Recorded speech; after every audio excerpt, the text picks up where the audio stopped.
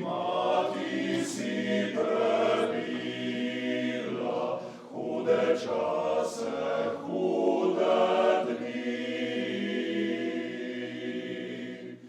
Hram tvoj njega još krobila, naših je očito kriv. Ti si naša pomoćnica, ti si naših src Gospa, našega rodu kraljica, prosi za nas se Boga. Glej kod nekaj sveta mati, ljudstva vjerna množica.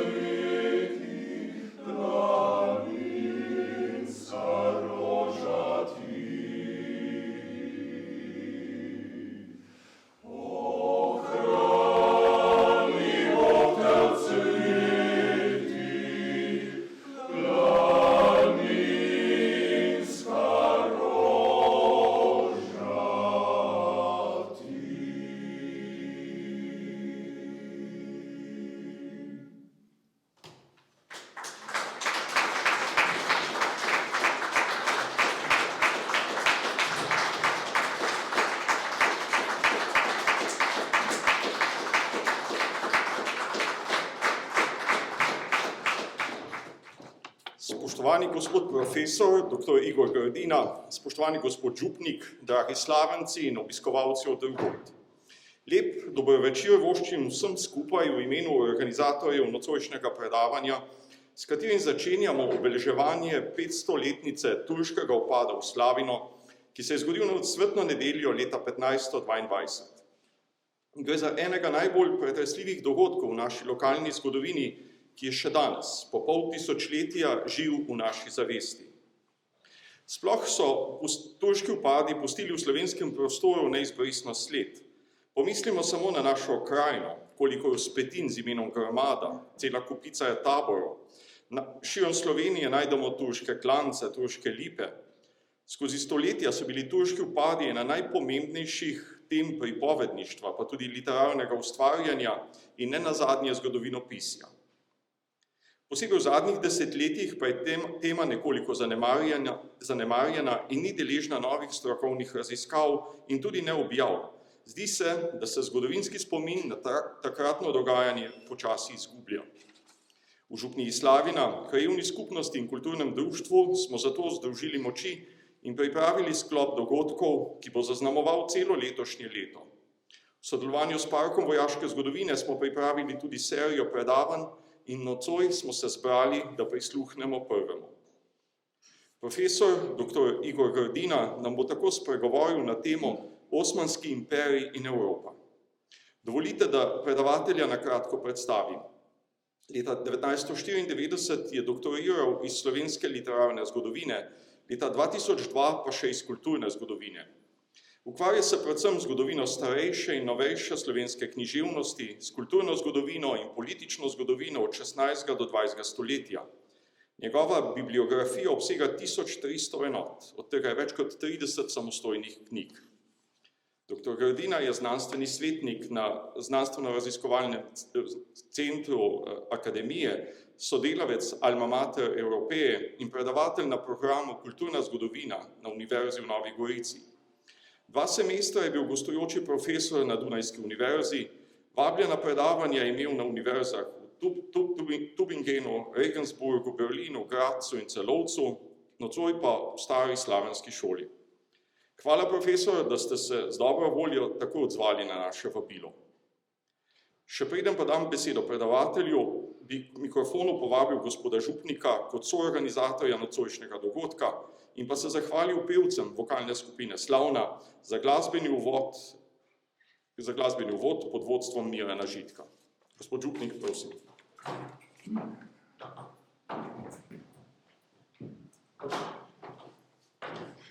Lepo pozdravljeni, še posebej predavatelja, lepo pozdravljam. Jaz nekako sem rekel, da bom zelo kratek. Kar bomo danes slišali, je omara. In tisto, kar bomo počasi, kasneje v drugih predavanjih slišali, bomo lahko to omaro postavljali malo stvari. Nekam moramo postati. Ko sem jaz začel raziskovati malo o to slavensko zgodovino, pa sem prišel do te Turkov, kje bom kaj najdel? Še kje? Pa nisem nič najdel. Do zdaj pred kratkim. Zdaj se mi pa odpirajo toliko reči, da ne vem, kako bi spravil vse skupaj. Ta slavenski dogodek, ki je bil pred 500 leti, je bil v drugem navalu Turkov. Se pravi, ko je Sulejman prvi začel osvajati. Začel je z Beogradom, nam bliže. In tako 1 leto kasneje je že bil tukaj. Ni tako daleč, ne. Pisali so o tem dogodku na zgornjem delu Kraške planote, so tudi imenovali, od Vidma, Gorice, Kopra, Trsta. Povsod so taka poročila, ki so jih pošiljali tisti, ki so opazovalci ali ki so šli poročati, kaj se je dogodilo. Potem je pa tja do leta 32 imamo kar še več upadov. do 28 zdaj pa še večji. Ampak je bil na začetku tega prvega navala v drugem delu Turkov. Toliko. Jaz sem prav vesel, da začnemo zaenkrat, kar bi prosil kar predavatelja. Najlepša hvala za povabilo. Upam samo, da boste na koncu rekli, da niste tega časa, ki ga bomo preživeli skupaj, vrgli v stran. Tako kot je že rekel gospod župnik, ja, gre za nek okvir ali pač omaro, da bomo sploh vedeli, pravzaprav, kakšen je bil ta nasprotnik, kajti danes pravzaprav Turčija pomeni eno izmed držav. Nič posebnega, celo precej daljna je, ne? Medtem ko za naše prednike je bil Turek nekaj zelo bližnjega in tamkaj vse do 19. stoletja so bile, ja, turške vojne pravzaprav na neki način popularne, ne, torej zadnjič z okupacijo Bosne in Hercegovine 1878, ko se pravzaprav zgodovinski krog sklene, torej in tisto se zdi potem kot neka poravnava za vse, kar je bilo poprej. Res je tudi to, kar je gospod župnik rekel, da je pravzaprav kar težko govoriti pri nas o turški zgodovini, kajti literature je malo in prej ali slej bo treba prevesti kakšno seveda temeljno delo, kajti turških ljudstev je kar precej in bodo imela v bližnji prihodnosti, zlasti v Srednji Aziji, velikansko vlogo, ne? Kajti to ne gre samo za te Turke v Turčiji, ampak seveda turško ljudstvo so tudi Azerbajdžanci, vemo, da je tam pač ogromno nafte in potem čez Kaspijsko jezero je Turkmenistan, kjer so ogromne zaloge plina, potem seveda Uzbekistan, Tadžikistan in Kazahstan. To se pravi tisto, kar je bilo včasih sovjetska oziroma ruska Srednja Azija, boste videli zelo v kratkem bo tamkaj pač tekmovanje med gotovo 80-milijonsko Turčijo plus ta ljudstva, ki dajo pač spet toliko in toliko 10 milijonov in seveda 140-milijonsko Rusijo in seveda čisto na vzhodu je pa Kitajska, ne.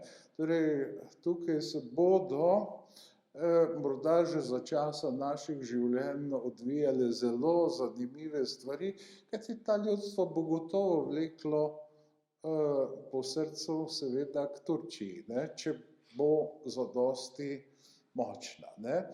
Glejte, seveda Turki imajo pravzaprav v svoji zgodovini neko dolgo povest, seveda, ja, njihova zgodovina temelji na moči. Torej, na neki način je vzpon turškega cesarstva podoben rimskemu. Od čisto majhnega, tako rekoč neznatnega začetka do skorajda obvladovanja celotnega sredozemskega sveta. Torej, to, kar so Rimljani pač dosegli v nekaj stoletjih, ne, to se pravi v času republike, od začetka, od ustanovitve mesta, pa potem osvojitev Italije in potem seveda pridejo punske vojne, osvojitev Hispanije, osvojitev Severne Afrike in potem seveda še Grčije, Male Azije, tako kot bi Lego kocke sestavljali, ne, torej imperij ob Sredozemskem morju. Ne. Turčija je tipološko zelo podobna, seveda pa ima središče nekje drugje. Ne. Tudi je njen ideal pravzaprav vladati najprej sredozemski svet. Ne. Turški sultani so kmalu postali muslimanski kalifi, to pomeni, ne, torej tudi cerkvena avtoriteta, ne, kajti pri muslimanih bi to naj bilo združeno. Ne. Torej, prihajalo je do razcepov, to je bilo vedno, ne, ampak takrat je bil turški, torej sultan, je bil pravzaprav na višku moči in potem do leta pač 1918, ne, do konca Prve svetovne vojne in nekaj časa seveda še potem, dokler ni bila oblikovana Turška republika, torej je bil seveda tudi verski poglavar muslimanov. Ne. Torej, in to si je pravzaprav Turčija pridobila z mečem. Moramo iti še nekoliko dlje v zgodovino, tamkaj v 11. stoletje. Do 11. stoletja je vsa Mala Azija brez težav bizantinska, ne, torej vzhodno-rimska. Dejansko je to nadaljevanje rimskega imperija. Ne. Nekateri zgodovinarji končujejo zgodovino rimskega imperija pravzaprav šele z padcem Carigrada ali celo Trapezunta, ne, to so pač nasledniki vzhodno-rimske države. Ne. To se reče, da je to pravzaprav že pozni srednji vek. Ne. In zdaj seveda do takrat je razen v posameznih zelo kratkih obdobjih Mala Azija rezervoar sil bizantinskega cesarstva. No, potem pride pač do spopada, do velikega spopada, tamkaj čisto na vzhodu, torej bitka pri Manzikertu, to boste morda poguglali, če bo koga zanimalo. En zanimiv spopad, ko Bizantinci pravzaprav izgubijo ta svoj rezervoar, pa to sploh ni bilo čisto nič nujnega. Ne. Torej, mislim, da je 1081. leta, zdaj bom letnicam izogibal, ampak nekaj jih pa bom nanizal, pa se oproščam, če je katera napačna zaradi tega, ker nimam niti enega listka, raje vas gledam v oči. Ne. Ampak vse tisto je pravzaprav v vsakem priročniku, ne. Torej, celo na Googlu. Ne, torej, gre preprosto za to, ne, da se je takrat odločila usoda, ne toliko po turški volji, namreč prišlo je do popolnega poloma bizantinske armade. Vi morate predstavljati to maloazijsko notranjost polpuščavsko v tistem času, kjer je voda precejšen problem, ne, in seveda temperature so relativno visoke tam med kamni. Ne. Zdaj seveda turški konjeniki so bili zelo gibčni, pa so se tudi kdaj umikali. Torej, v srednjem veku se je veliko bitk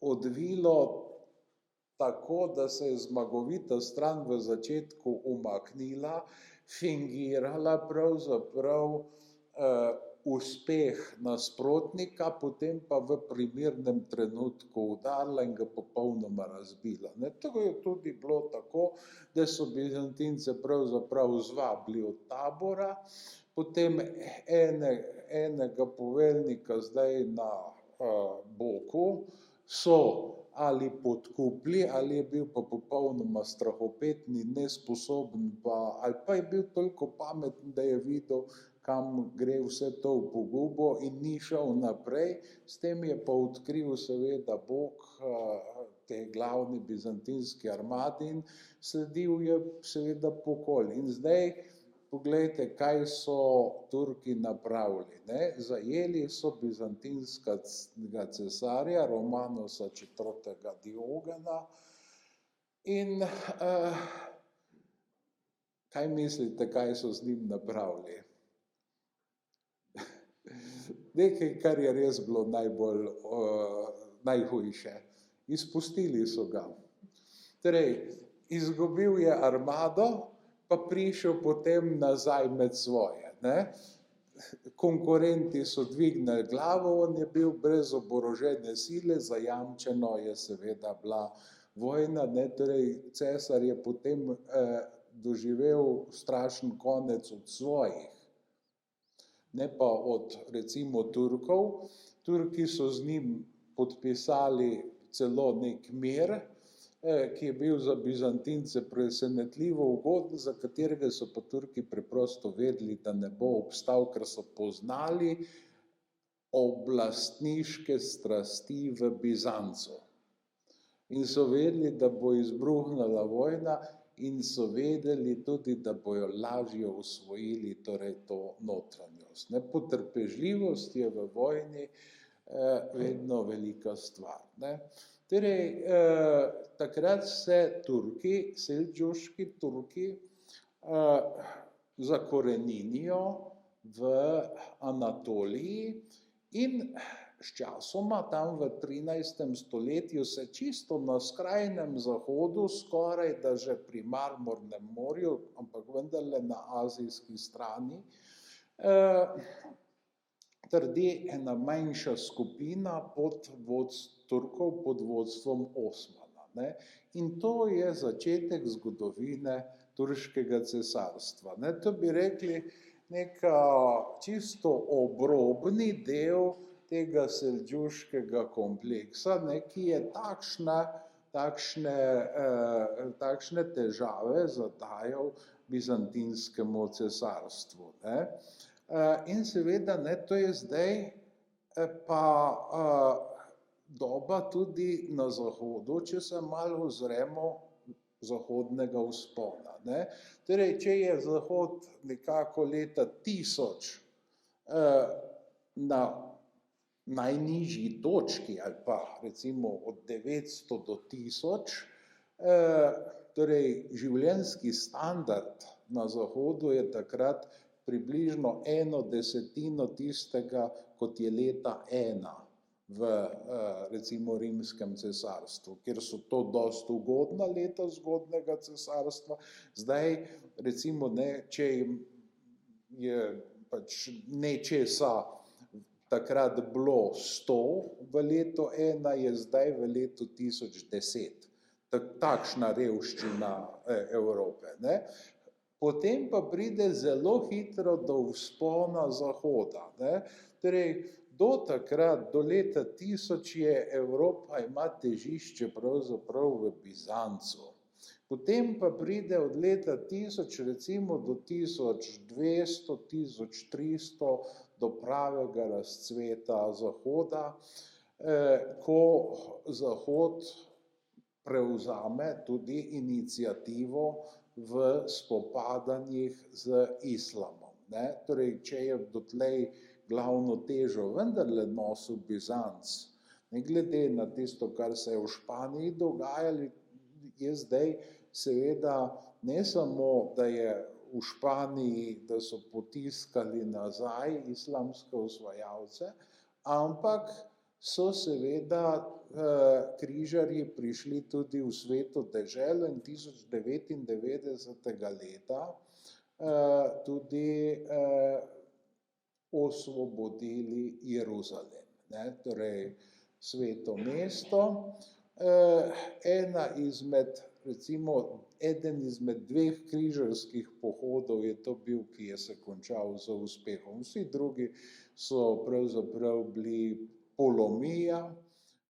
Torej, to je v resnici logistično so bili organizirani križarji grozovito slabo. In zato ni čudno, ne, da so 1204. leta kar v Bizancu končali križarsko vojno, torej proti recimo vzhodnemu krščanstvu, ne.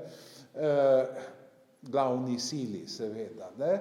Na drugi strani imate potem v tem istem 13. stoletju neko čudno križarsko vojno, ki sploh nima nobene številke, torej pohod Friderika II. Hohenstaufovca, ki se je končal z popolnim uspehom, ker se je preprosto z muslimanskimi gospodarji zmenil, za 10 let dobi Jeruzalem in svete kraje, torej razen tam, kjer je Al-Aqsa, ne,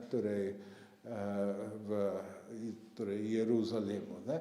Vidite, tudi so bili možni takšni dogovori, ampak to zato, ker je imel islamski gospodar Egipta nerazčiščene odnose s tistim, ki je bil v Iraku gospodar, pa ni hotel imeti še ene fronte odprte. Ne.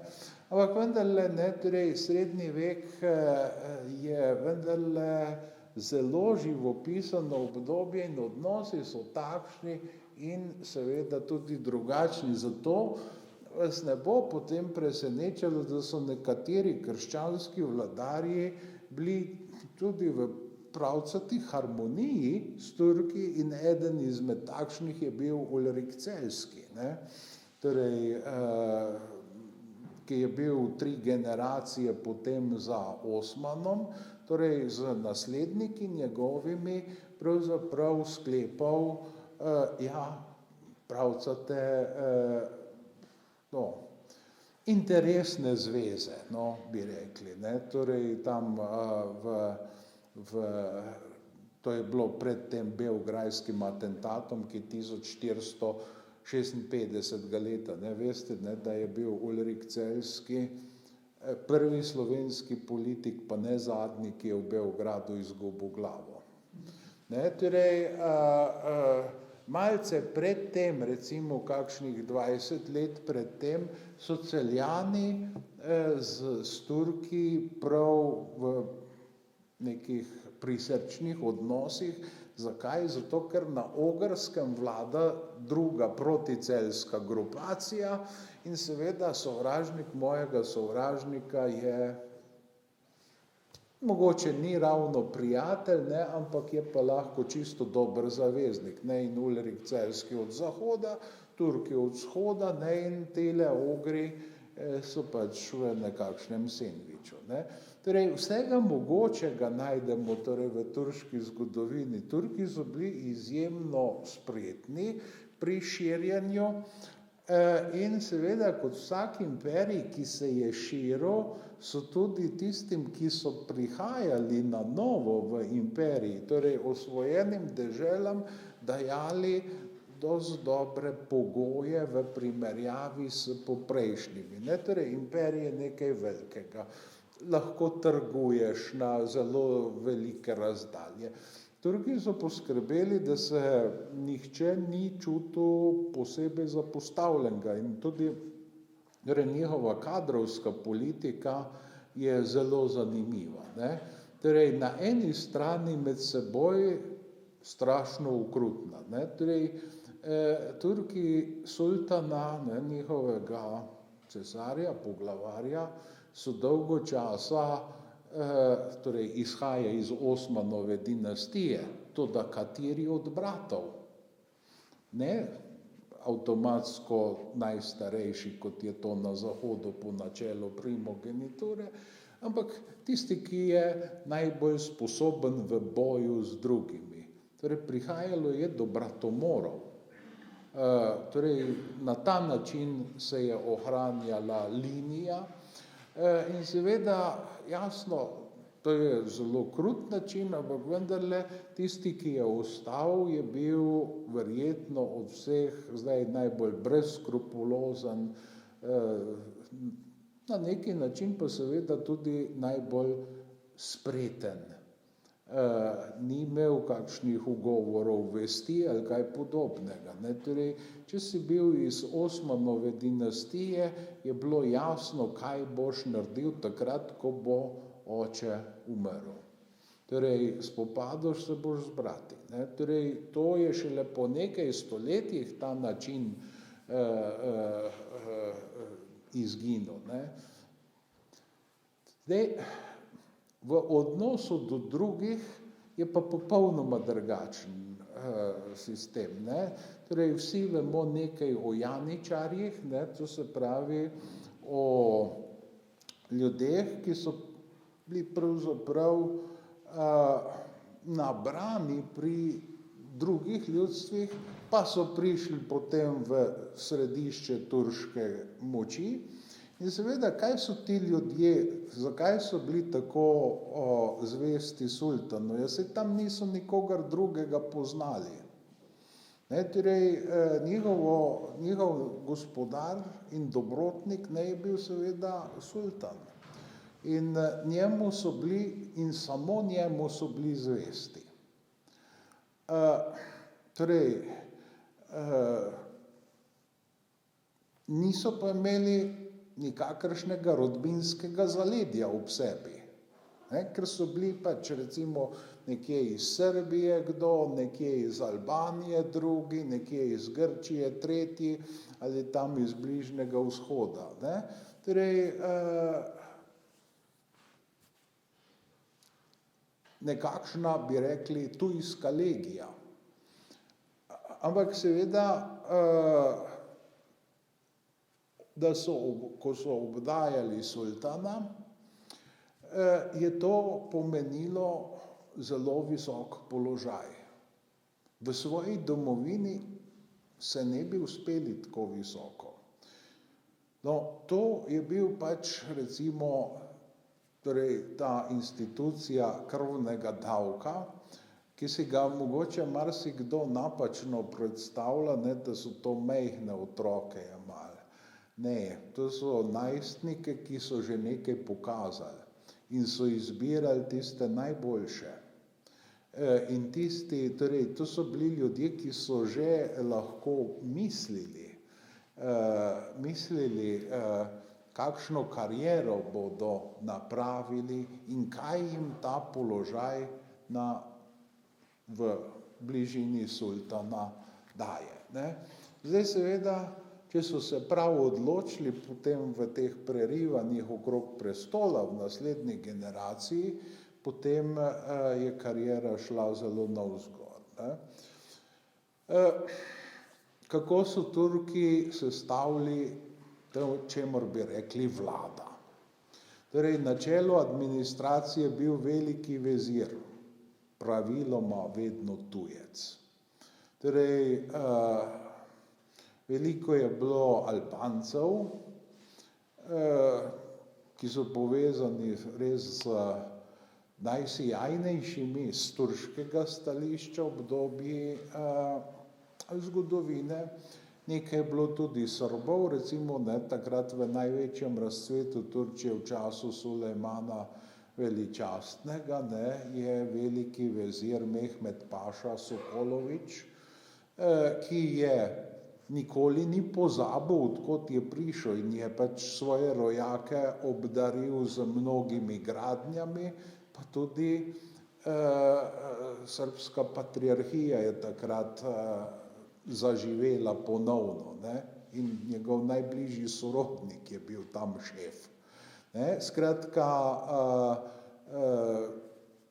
ko pogledate, vidite zelo premeten način vladanja in seveda kadrovanja absolutno po sposobnosti. Ne. Zakaj se je sultan varnega počutil, ne, ob nekem tujcu? Preprosto zato, ker on ni imel tam nekih rodbinskih povezav, ne, na dvoru. Ne. Tako kot pri janičarjih. Ne. In to je tisto, kar recimo turško oblast loči seveda od zahodnjaške. Zahodnjaška temelji na fevdalcih, ne. Vsak fevdalec ima pač nek dom na gradu, ne. Zdaj, če pogledate gradove, pa vidite, da je te prebivalce moralo biti strahotno strah. Zakaj? Zakaj? Zato, ker je grad praviloma na višini, torej težko dostopen, še ima kakšen obrambni zid, potem si pa predstavljajte kakšno zimo tudi za tistimi meter debelimi zidovi, ne, torej z ničemer ne ogrejete tistega. Ne, glejte, vsega tega v turških šotorih ni. Veliko sveta so videli, ne imeli teh rodbinskih povezav na določen prostor in tako dalje. Ne, zato je turška oborožena sila mnogo gibljivejša kot katerakoli druga. Ne. No, zdaj si čisto kratko poglejmo, ne, kako se Turčija širi, ne, od te recimo nekega emirata z nekaj 10 kvadratnimi kilometri, no, malce pretiravam, nekaj več jih je že bilo, ampak vendarle na zemljevidu sedanje Turčije to ne bi bila niti desetina ozemlja, ali pa mogoče nekje tukaj. Obdobje, ne, ko je Bizanc že pravzaprav smrtno zadet, ne, to je po 1204, ne, ko ga sesujejo pravzaprav križarji z zahoda, ne. Ko greste v Benetke, vidite tiste konje na Markovem trgu, to je ukradeno iz Bizanca, ne, torej tam golobčki pač upravljajo svojo potrebo, ne, ampak to je nekoč bilo simbol bizantinske moči, ne. Torej, slepi dož Enrico Dandolo, ki je bil zelo star kot zemlja, pa slep, ne, torej je uspel, bi rekli, sesut Bizanc zato, da bi Benetke prevzele pomorsko trgovino v vzhodnem Sredozemlju, ne. Na dolgi rok je Benetkam škodoval, ne, kajti niso bile Benetke glavni dedič Bizanca, njegov stečajni upravitelj, ampak Turki. In Benečani so morali potem, da so se Turkov branili, pravzaprav žrtvovati izjemno mnogo, najdražjo gradnjo pa vendarle verjetno še vidite, ne, če greste v Palmanovo. Ne, torej, Palmanova je bila zamišljena kot glavna beneška utrdba pred turškimi vpadi, ki so pač segali seveda tudi tja, v Furlansko ravnico, ne.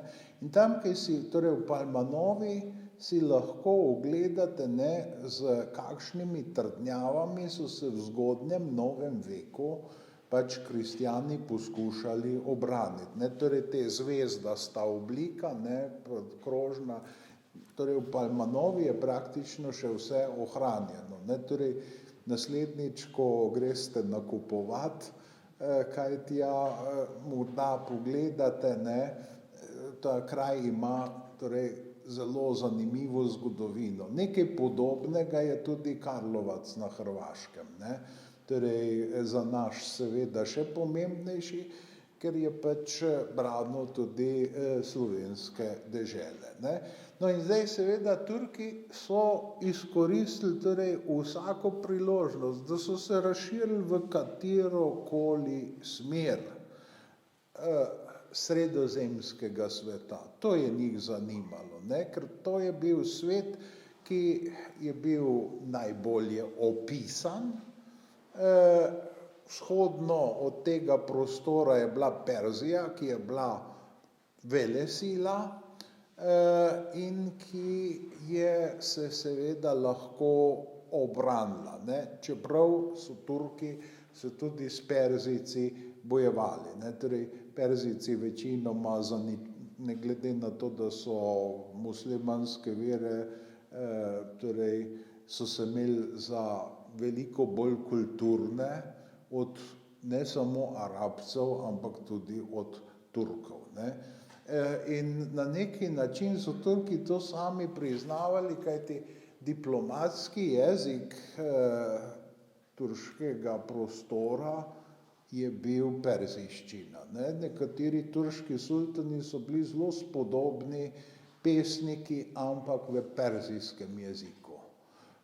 Torej to, kar je bila potem francoščina na zahodu, to je bil perzijski jezik na vzhodu. In še v 19. stoletju so na diplomatskih akademijah poučevali torej perzijski jezik, ker je bil to pač na Bližnjem in Srednjem vzhodu glavni diplomatski jezik, ne.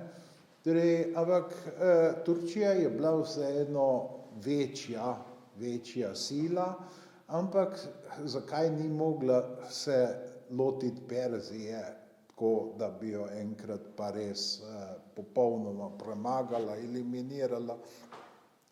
Z tega razloga, ker je imela tudi na zahodu torej nasprotnika, močnega, ki jo je vabil, ne. Torej, Zahod, ki je zelo malo pomenil, tam okrog leta 1000, ki je pa tam do 1200-1300 doživel eno renesanso moči, ne, torej to vidite v katedralah, ne, kako fantastično je, gradnje so te katedrale, torej gotskega sveta, ne, recimo v Ulmu imate najvišji stolp, torej, da nekaj takega postavite, morate obvladati matematiko, statiko in tako dalje in tako naprej, ne. Torej, v srednjem veku imamo, ne, mračna in hladna doba, ne. Glejte, no, z tega stališča, katera doba pa ni mračna, ne. Torej, mi zgodovinarji imamo pa še neko šaljivo reklo, ne, da bilo je tako mračno, da celo mi komaj kaj vidimo, ne.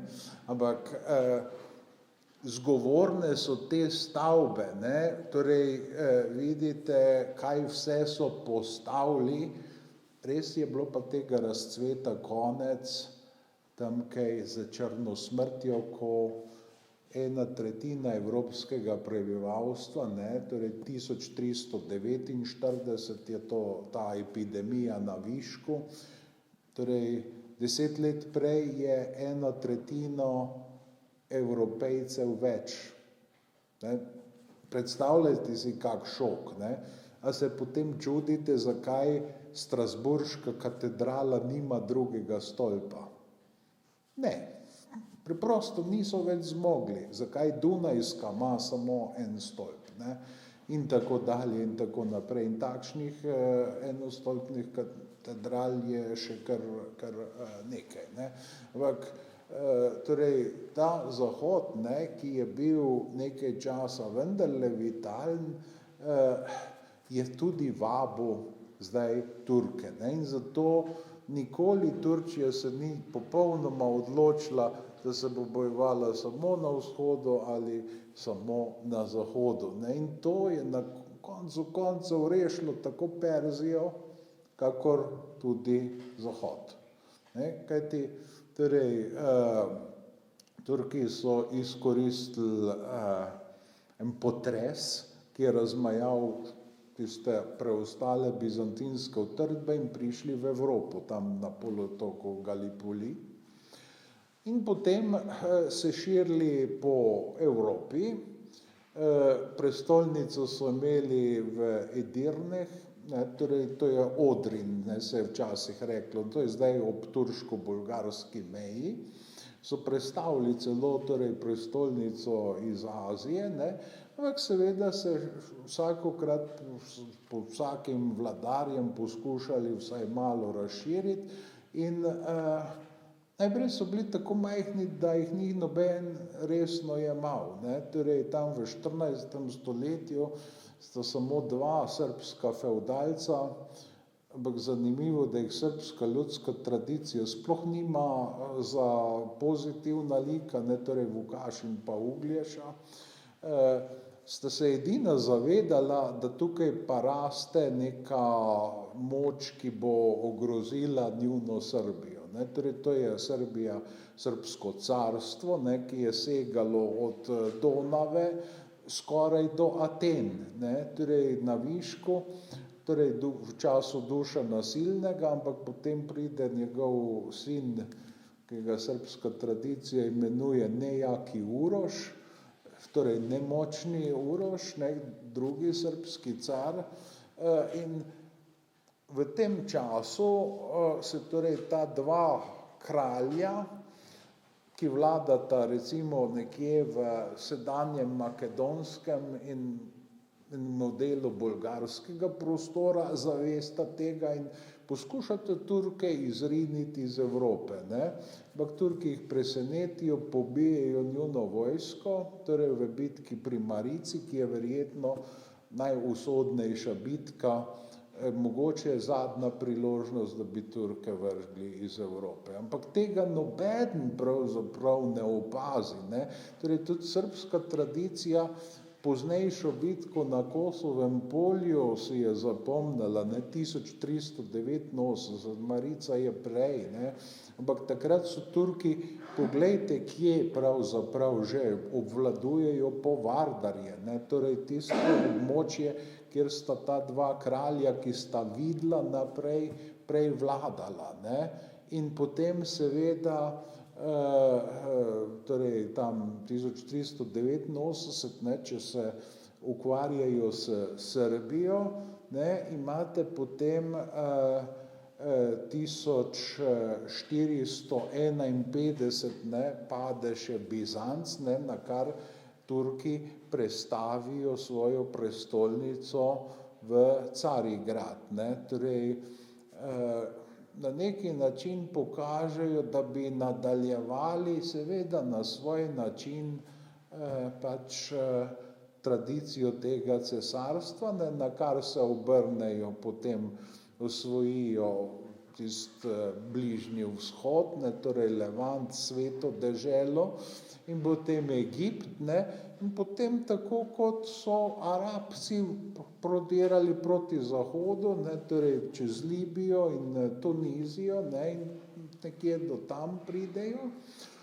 Ne, v Evropi je pa potem seveda drugi krak, ne, torej zdaj, dokler še niso tako močni, Evropa začne proti njim vendarle organizirati neke križarske pohode. Ne več zdaj v Sveto deželo, ne, ampak recimo 1396 bitka pri Nikopolju, ne, ki pomeni začetek vzpona Celjanov, ne, namreč takrat je ogrski monarh Sigismund Luksemburški organiziral križarsko vojno, to se pravi, Turki so obvladovali že bolgarski prostor, ne, torej to je pač kmalu po kosovski bitki, ne, in zdaj Sigismund, ki ima vedno, to je izredno moder vladar, ampak nikoli pa nima zadosti denarja, da bi lahko uresničil svoje načrte, ne, in skliče praktično torej križarsko vojsko, pridejo francoski vitezi na pomoč, ne, to se pravi težka konjenica, ne, in to je ena izmed bitk, kjer je se pokazala šibkost težke konjenice, ne. Torej, ti Francozi se sploh niso mogli zaustaviti, enostavno, torej težki konjenik, ne, to je kot srednjeveški tank. Ne, torej, štirje mu morajo pa pomagati, da pride na konja, ne, torej z oklepom, ne. Seveda, kaj to pomeni? Ta bogi konj, ne, je zelo hitro utrujen, takšen bojevnik se ne more prav dolgo bojevati, ne. Zdaj, zato jih pa turška lahka konjenica, ko se začenja kot umikati, zvabi naprej in po možnosti v močvaro. Ne, in seveda, ti težki konjeniki nimajo potem nobene možnosti. In ko je kralj Sigismund po naše Žiga videl to, je bil čist obstal, nič ni bilo več iz njega, ne. K sreči je imel tam enega modrega moža ob sebi, približno njegovih let človeka, to je bil Herman Celski, in ta je potegnil potem Žigo na ladjo in sta plula z ladjo po Donavi in potem Črno morje, ne, in potem čez Bizanc in Dardanele, torej prešla pravzaprav prostor, ki ga je Turčija obvladala, ampak morskega elementa še ni obvladovala, ne. In se vrnila in potem zapečatila svojo zvezo, seveda z najmlajšo hčerko, ki jo je imel pač še grof Herman II. Celjski, ne. Zdaj si predstavljajte ta srečni zakon, ne, torej tam nekdo, ki je vrstnik očetov, dobi najmlajšo hčerko tega istega očeta, ne. Torej, odgovor je tu, zakaj luksemburška dinastija se ne nadaljuje, ne. Torej, zakon ni bil ravno pretirano srečen, ena sama hčerka se je rodila, ne, iz tega pač, in zdaj obstaja, ne, Mohorjeva družba je izdala pač knjigo o Barbari Celjski, kjer se lahko, kogar to zanima, pač prebere. Mislim, zgodba je silno zanimiva, ne, tam najdete torej tudi zelo moderne ponarejevalce, torej nekega Gašparja Šlika, ne, ki je imel, ko je umrl, ne vem, nekih 150 pergamentov samo poštampljanih, ne. Napisati je bilo pa še treba potem vsebino, ne. Tu je skrivnost, da je on postal od navadnega meščana državni knez, ne. Torej, seveda, če je sam pisal, ne. Torej, podpis je bil pa pristen, ne. Saj to vam ne pripovedujem kar tako, ne, ampak takšen nered na zahodu, na drugi strani tisto smotrna turška ureditev, kjer pač se poskrbi za to, da so bojevniki na eni strani seveda zadovoljni, na drugi strani, da ne morejo stkati nekih zvez, da bi lahko odstranili sultana, ne. In v boju takšnih dveh sil, kakšen je rezultat, ne? Saj ne more biti drugačen, ne. Torej, je pa res, ne, da ko so Celjani začeli posegati po Sveti Ogrski kroni in jo na neki način tudi dosegli, ne, torej ne čist neposredno, ampak preko torej vnuka Barbare Celjske, ne, kjer je bil pač državni namestnik potem Ulrik, ki je tudi na kronanju držal nad 3-mesečnim otrokom krono, ne. Torej, lahko predstavljate, kakšno kronanje, kako je to izgledalo, ne. Kronansko prisego je njegova torej sestrična izgovarjala, ne, ki je bila pač ogrska kraljica, ampak veliko revnejša kot on. Dvorna dama je otroka držala, torej, ampak je bil zakonito kronan s sveto-ogrsko krono v Sekešfehervarju, ne, torej prestolnem Belem gradu, in seveda torej od primasa Ogrske, ne.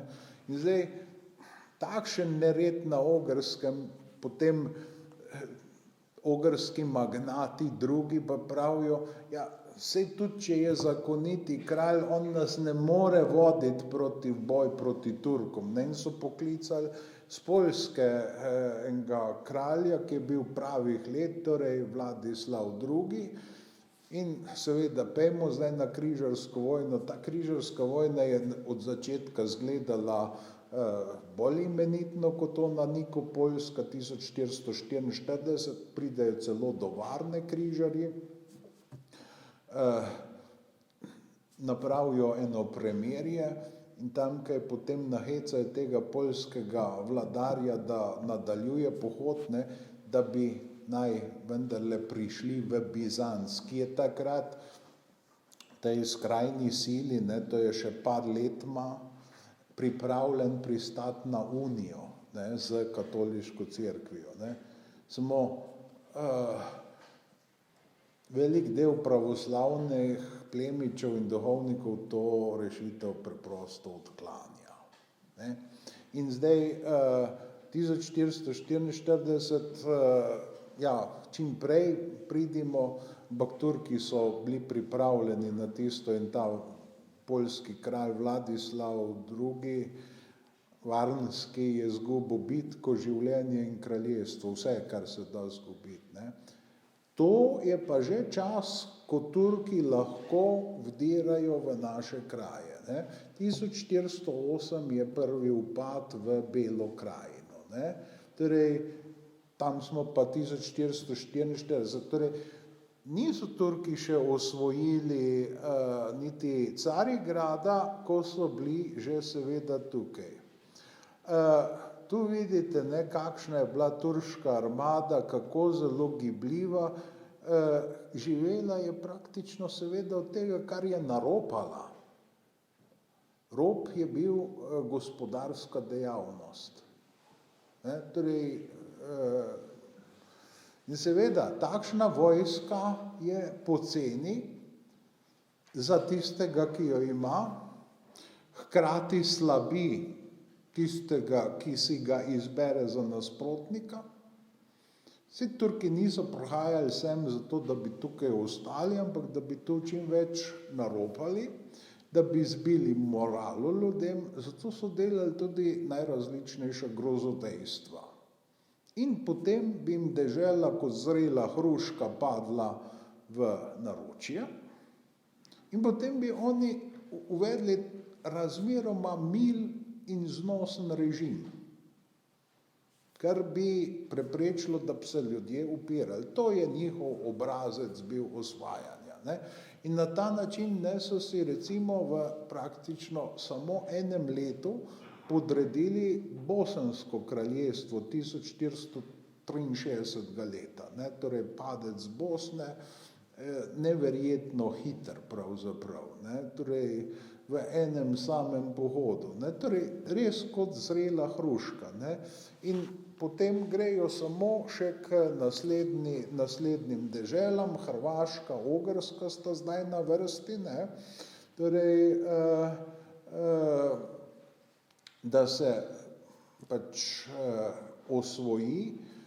Ta nekaj časa je seveda Ogrska in Hrvaška sta se lahko branili. Ne.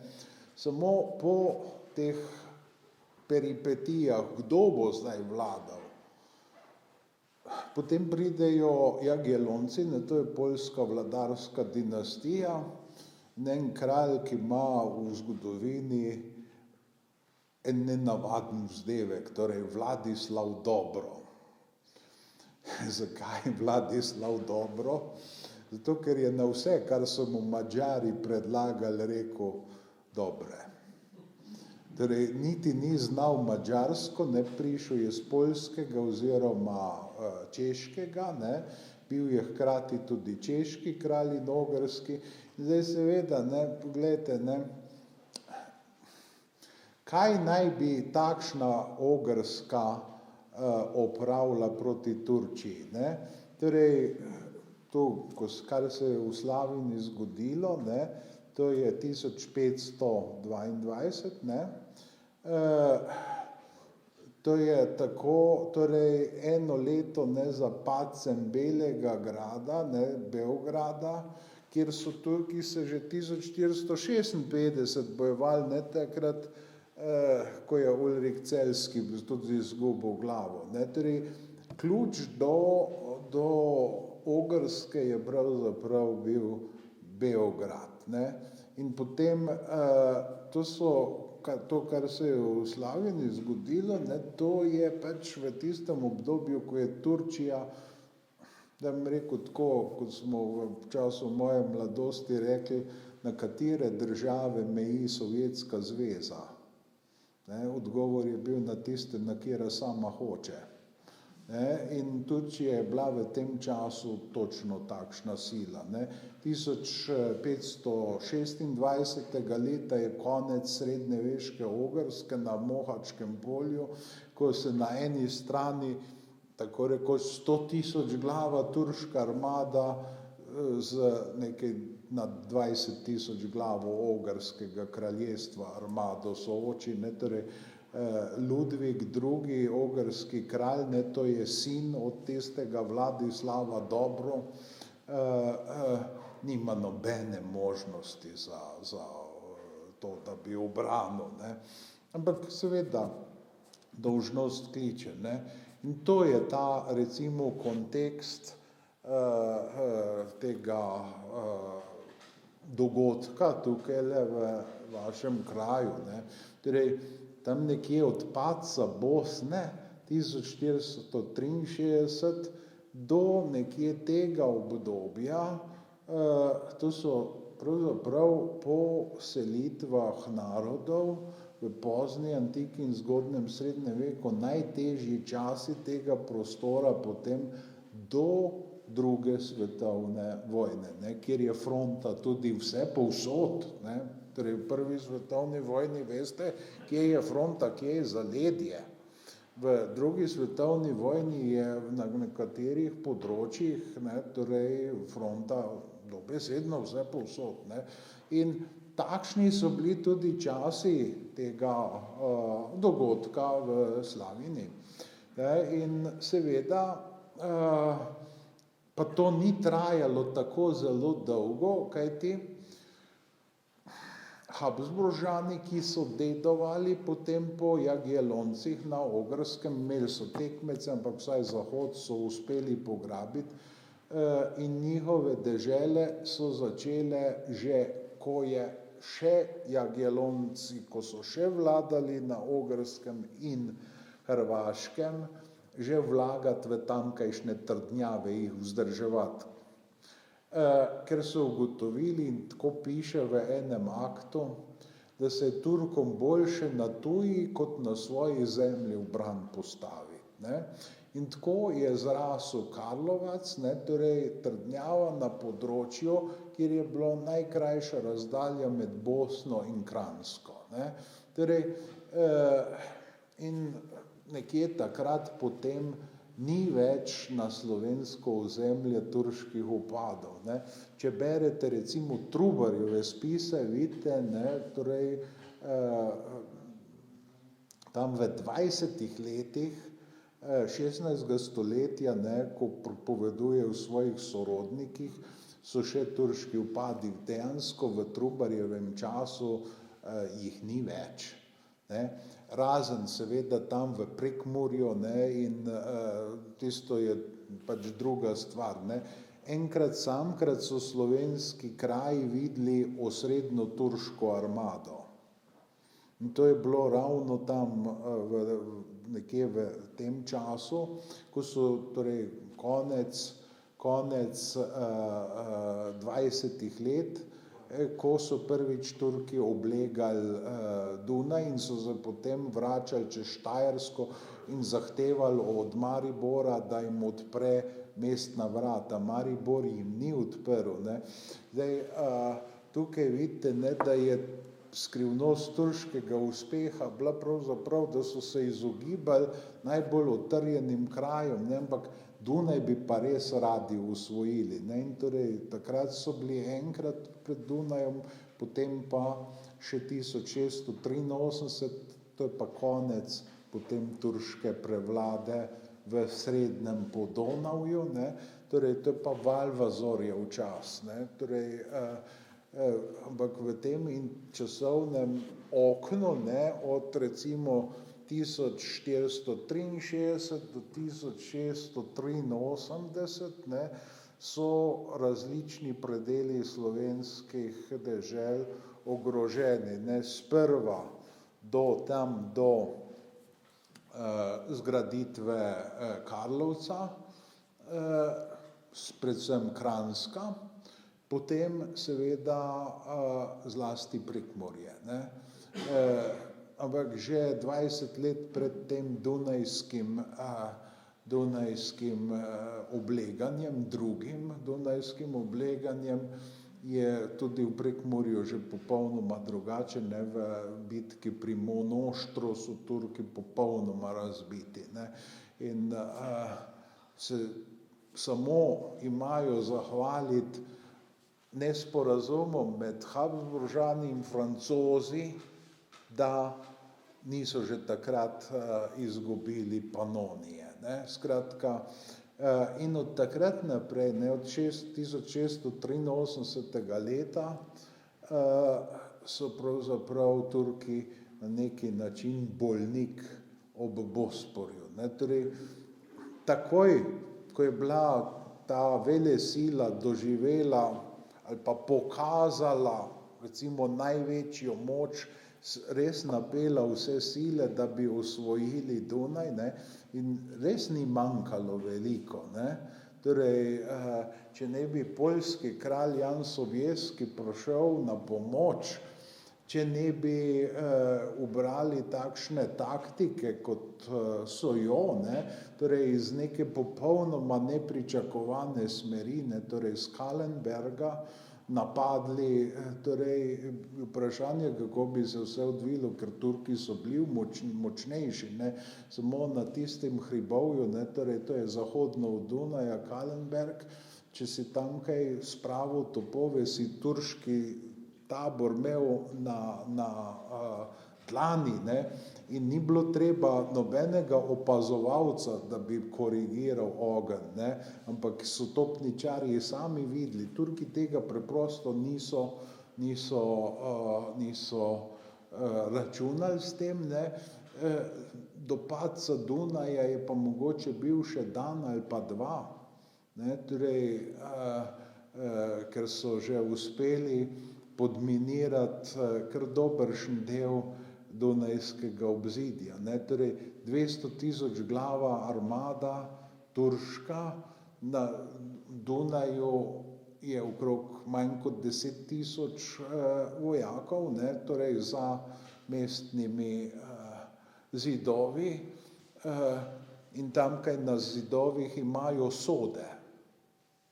Kaj mislite, zakaj? Zato, da so opazovali vodo, ne, ker so Turki kopali, ne, in potem, tako so potem mine, vsaj v enem primeru se ve, v zadnjem hipu, branilci sami, pač te vžigalne vrvice poprerezali, ne. Torej, res je šlo za dneve, mogoče celo za ure, ne, in tamkaj potem pač 60 do 80.000 glava armada, ne, pod vodstvom poljskega kralja, ki potem reši Dunaj, ne, in poljski kralj Jan III. Sobieski nima na Dunaju spomenika, ne, ker ko ima praktično vsak profesorček ima na Dunaju spomenik, ne, torej rešitelj Dunaja pa seveda ne, ne. Tako da, torej v enem poljskem lokalu, tam Češnjevski,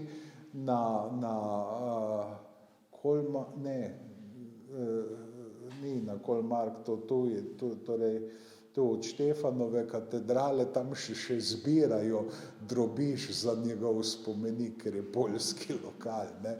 Mogoče prispevate kdaj, ko boste na Dunaju, ne. No, torej, Jaz sem vam poskušal orisati zdaj tukaj spon Turčije od recimo dežele, ki je velika kot Slovenija, do svetovne sile, ki ogroža praktično vse sosede. Torej, potem je seveda sledil zaton in propad, ne, torej, v začetku 20. stoletja, ne, ko se pojavijo balkanske vojne, takrat zlasti v slovanskem svetu govorijo o poravnavi računov, ne, torej, ko Turčijo skoraj da v prvi balkanski vojni izženejo iz Evrope, torej Črna Gora, Srbija, Bolgarija in Grčija, pa se potem sprejo pri delitvi plena in potem Turčija spet nekaj nazaj dobi, ne. Ampak seveda potem v prvi svetovni vojni je pa konec te monarhične Turčije, ne, in po prvi svetovni vojni se oblikuje Turčija kot nacionalna država, ne, sprejme pač tudi evropsko pisavo, ne, torej marsikak smešen komentar je bil, ne, ker je ta, torej general Atatürk osebno nadzoroval, kako Turki znajo pisati, ne. Takrat so si tudi razdelili priimke, ne, in on je postal oče Turkov, ne. Torej, Turčija je pa izgubila vse neturške predele, ampak je obdržala pa kurdske recimo, ne, pa armenske, ne. Turčija je ob koncu svojega, torej cesarska Turčija, izvedla tudi prvi moderni genocid v zgodovini, torej to so Armenci bili žrtve, torej in ko je Hitler v drugi svetovni vojni obračunaval z Judi, je enkrat rekel, ja, se za Armencev nobeden ne spomne, to bo svet vzel preprosto na znanje, kot je pri Turkih, ne. In no, še danes veste, da celo republikanska Turčija pač zanika ta genocid, ne. Torej, turška zgodovina je živopisna, je pa prepojena z nasiljem in z vojaškimi dejanji. Torej, turška književnost je dolgo časa, ali pa umetnost v senci, ne, saj umetnost v islamskem svetu je tako drugačna, ker se človeškega lika ne sme upodabljati, ne. Ampak vendarle Mehmed II, osvajalec, ne, sultan, ki je osvojil Carigrad, se je dal kar naslikati in to pri zahodnih slikarjih, ne. Tako da pač veliko nenavadnosti se bo našlo torej tudi v tej zgodovini, ne. Zdaj mislim, da je mi rok trajanja potekel. Se vam vsem in vsakemu posebej zahvaljujem za pozornost. Zdaj, verjetno so na vrsti vprašanja, če bom vedel, bom odgovoril, če ne bom vedel, bom pa povedal, da ne vem.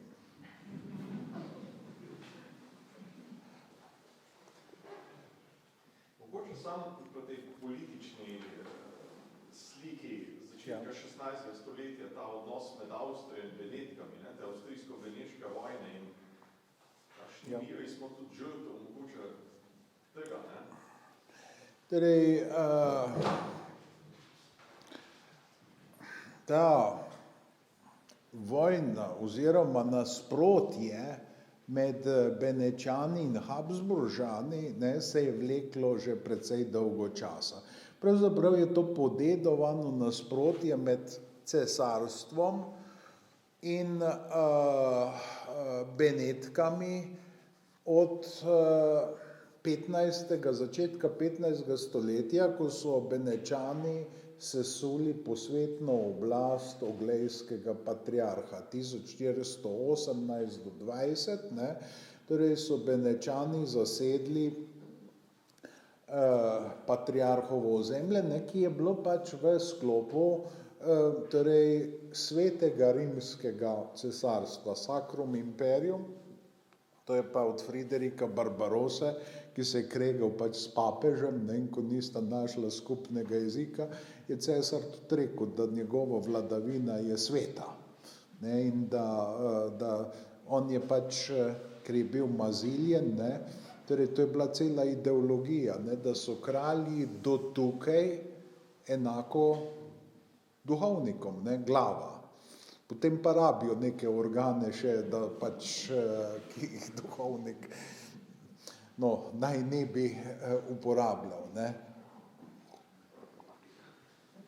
Torej, mislim, to je bila cela doktrina, ne, in to je en del nasprotja, ne, vemo, da so bila zelo ostra nasprotja med cesarjem in papežem, zdaj so se pa tukaj vmešali še pa seveda tretji, to so pa trgovci, ne, torej Benečani so bili pač trgovci, ne, in seveda, ne, torej sesuli so, torej Benetke veste, da so pač pomorska sila in tam nekaj otočkov so obvladovali, pa čisto malo zaledja, ne, potem pa od 1420 naprej pa kar torej celotno Benečijo in Furlanijo. In seveda Sigismund Luksemburški, ki ga mi že poznamo prej kot ogrskega kralja, je zdaj postal še tudi cesar, in ta je hotel se torej poravnati račune z Benetkami. Ampak kot vedno nikoli ni imel denarja, čeprav mu je tast Herman Celjski ponujal kar precejšnje denarje. Zadnji oglejski patriarh Ludvik Tek iz Württemberga je bil doma, je bil begunec na celjskem dvoru. Ne, torej, zdaj si lahko predstavljate, koliko je tedanje Celje pomenilo, ne, torej gotovo precej več v evropski politiki kot danes recimo Slovenija, ne. Torej, verjetno, da nikoli z tega prostora nihče ni imel takšne oblasti, ampak Celjani so zdaj izumrli, ne. In zdaj seveda, torej celotne Furlanije niso uspeli Benečani pograbiti, ne. To je goriško območje, ki je bilo prej v Furlaniji, je ostalo pod goriškimi grofi. Zakaj? Goričani so bili si zelo dobri s Celjani, sorodu so bili, ne. To je pa pomenilo takojšnjo direktno sorodniško zvezo s cesarjem, dokler so bili Luksemburžani, ampak potem tudi, ko so bili Habsburžani, torej, ker ta hčerka od Barbare Celjske in Žige Luksemburškega, torej Elizabeta, se je poročila z Albrechtom Habsburškim, ne, torej vsi so bili ena sama velika srečna, ampak na smrt sprta familija, ne, kjer je vsak rovaril proti vsakemu, ne, in zdaj seveda, ne, ko so Celjani tukaj umanjkali, je recimo en blok, ki je preprečeval Benečanom, umanjkal in zdaj so oni iskali priložnost, da se razširijo, ne. Oni so imeli v zahodni Istri mesta, ne, od Milj do Pulja, to je bila beneška, torej zahodna Istra, ne. Potem je bil Trst, ki je bil pod Habsburžani, pa Oglej, ki je tudi bil pod Habsburžani, potem naprej so bili pa spet Benečani, ne. Zdaj, če bi Benečani osvojili še to spodnje Posočje in Trst, bi seveda bili v enem samem kosu, ne, in To je bil verjetno njihov cilj in osvojili so praktično torej to področje, ne. Ja, nekje do tukaj so pravzaprav prišli takrat, ne, v začetku te vojne. Potem so bili pa naslednje leto že nagnani, ne, pri čemer je imel veliko vlogo takratni tržaški škof, za našo zgodovino zelo pomembni Peter Bonomo, ne, torej, ki je pa bil nekakšen vodja protibeneške stranke, ne, ker v Trstu so eni bili za Benečane, drugi pa za Habsburžane in do takrat so bili recimo pol na pol, torej tudi Bonomova familija je bila en del za Benečane, en del za Habsburžane, ne. Potem, ko se vrnejo Habsburžani, torej tista probeneška stranka čisto usahne, ne. Torej, to je en razgiban čas in dolgotrajna vojna. Ja, nekaj je seveda res, samo nekje, kaj bi rekel, več kot 10 let je pravzaprav tukaj že premirje, ne, tako da tam se ne bojujejo pravzaprav, ne, torej dejansko so Turki toliko močnejši, da lahko delajo tako rekoč, kar hočejo, ne, mislim, torej mirovne pogodbe, ko so jih takrat krščanski vladarji sklepali z njimi, so bile ponižujoče za krščanske vladarje, ker so vedno morali mir pravzaprav na neki način kupiti in nikoli ni bil mir, vedno je bilo premirje, ker po islamskih zakonih z neverniki oziroma drugače verujočimi ne moreš skleniti miru, lahko premirje in še to bi naj bilo samo na 10 let, ne, torej tega so se takrat pač zelo, zelo držali, ne, in kdor je bil sosed, ne, Turčije, je pravzaprav vedel, da nekoč bo vojna in zato so vsi tudi delali trdnjave, ampak saj so Turki delali enako, ne, torej in marsikatera vojna, ne, je izbruhnila iz prask,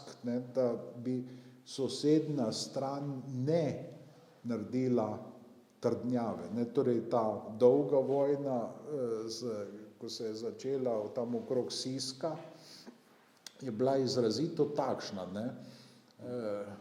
Je pa seveda še nekaj res, ne, da tukaj sem je bila usmerjena turška bosanska armada, ne, torej enkrat samkrat je bila v naših krajih res glavna turška armada s sultanom, ne, torej pa še takrat se je vračala proti turškim ozemljem, ne.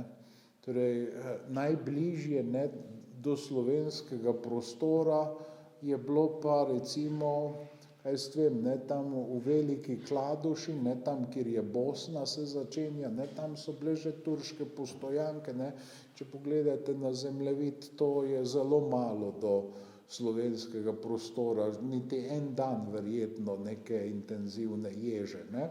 Pa potem v Prekmurju torej tudi nekaj recimo 10 kilometrov od današnje prekmurske meje se začenja neko območje, za katerega ne veš, ali je turško ali je habsburško, ne, skratka negotovi časi. Potem hvala lepa vsem in vsakomur posebej, ne, saj smo bili izčrpni.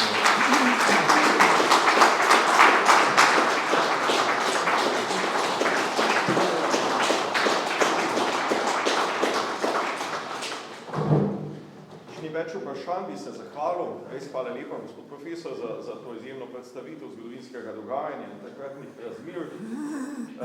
Še enkrat hvala, da ste si vzeli čas in prišli nocoj v Slavno. Današnje predavanje je bilo posneto tako strani lokalne televizije Vaskom, kot tudi strani Parka vojaške zgodovine. Opozorite prosim tiste, ki so ga zamudili, da si ga bodo lahko ogledali tako na televiziji kot na spletu Posnetek pa bo objavil tudi Radio Ognjišče v rubriki Moja zgodba. Dovolite mi še, da najavim sledeče predavanje, ki bo čez 2 tedna v ponedeljek 28. marca. Z nami bo dr. Jernej Kotrar iz Narodnega muzeja Slovenije s predavanjem na temo Začetki osmanskih vpadov na Kranjsko med miti in resničnostjo. Tako, hvala lepa vsem še enkrat in lep večer še naprej.